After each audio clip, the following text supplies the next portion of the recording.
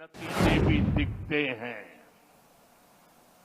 आज हमारा north east देश के विकास की ड्राइविंग फोर्स बन रहा है और बहुत बड़ा फोकस यहां सुशासन पर है, गुड गवर्नेंस पर है। हमारी सरकार के लिए नागरिकों के हितों से बड़ा कुछ भी नहीं।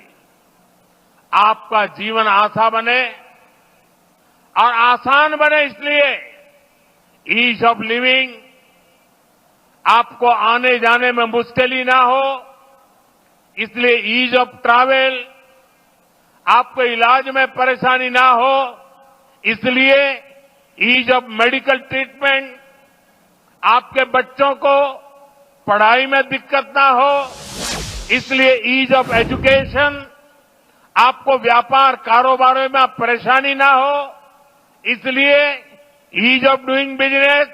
इन सारे लक्ष्यों को लेकर यहां डबल इंजन की बीजेपी सरकार काम कर रही है। जिन इलाकों में पहले कोई सड़कों की सोच भी नहीं सकता था, आज वहां अच्छे हाईवे बन रहे हैं।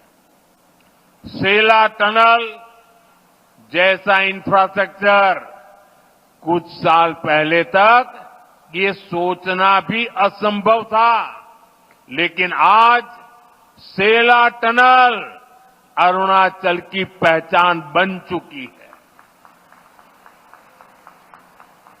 साथियों, केंद्र सरकार का प्रयास है कि अरुणाचल सहित नॉर्थ ईस्ट के दूर दराज के इलाकों में हेलीपोर्ट बने, इसलिए इन क्षेत्रों को उड़ान स्कीम से जोड़ा गया है।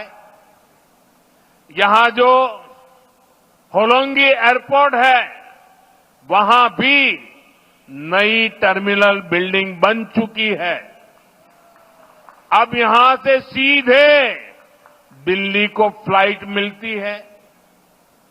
इससे आम पैसेंजर्स को, स्टूडेंट्स को, टूरिस्ट को तो फायदा होता ही है, यहां के किसानों और छोटे उद्योगों को भी लाभ हो रहा है। यहां से देश के बड़े बाजारों तक फल सब्जियां पहुंचाना, अपनी उपज पहुंचाना अब और आसान हो गया है। साथियों, हम सभी 2047 तक अपने देश को विकसित बनाने के लक्ष्य को लेकर चल रहे हैं और भारत तभी विकसित होगा जब देश का हर राज्य विकसित होगा। भारत तभी विकसित होगा जब देश का राज्य राष्ट्र के लक्ष्यों के साथ कंधे से कंधा मिलाकर चलेगा।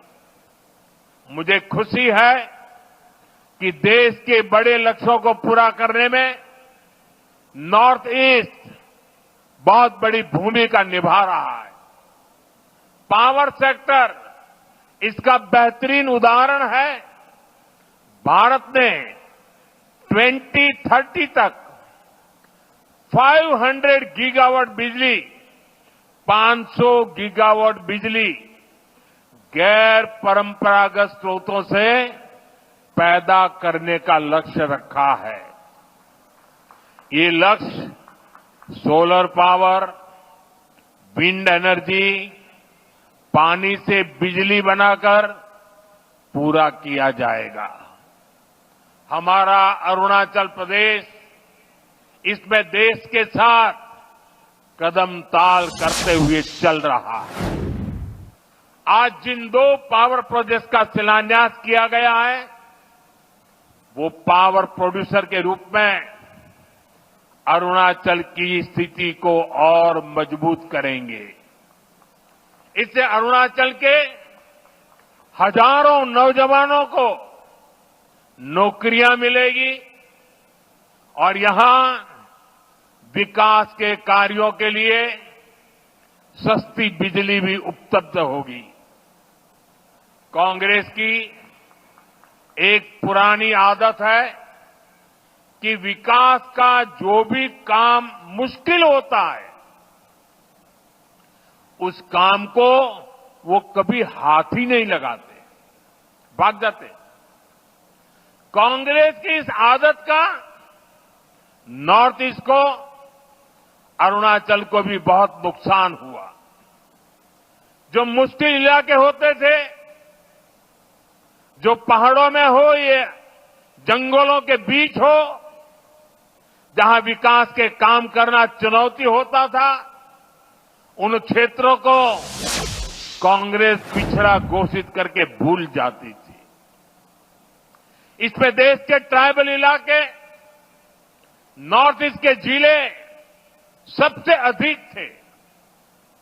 जो बॉर्डर से सटे गांव थे, उनको देश के लास्ट विलेज कहकर कांग्रेस अपना पल्ला झाड़ लेती थी। और ऐसा करके कांग्रेस अपनी नाकामियों को छुपा ले जाती थी। यही कारण है कि आदिवासी क्षेत्रों से, बॉर्डर के एरिया से लोगों को निरंतर पलायन होता गया। साथियों, हमारी सरकार ने, बीजेपी ने इस अप्रोच को भी बदल दिया।